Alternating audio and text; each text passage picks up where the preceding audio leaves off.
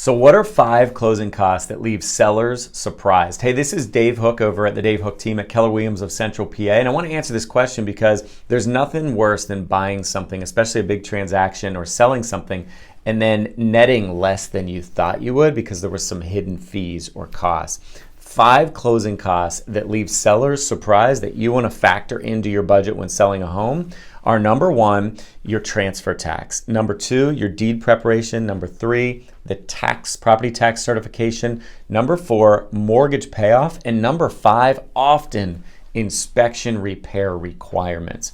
All of those things can add up, and a lot of times home sellers don't factor them in. One of the things that we want to make sure to do before you decide to sell your home is explain to you exactly what those 5 costs are. If you want to learn more about how much each of those costs are, just type "learn more" in the comments below or private message me "learn more," and we'll follow up and let you know exactly what those costs are so you can make the best decision for you and your family to sell your home. Thanks so much for watching, and we'll talk to you soon.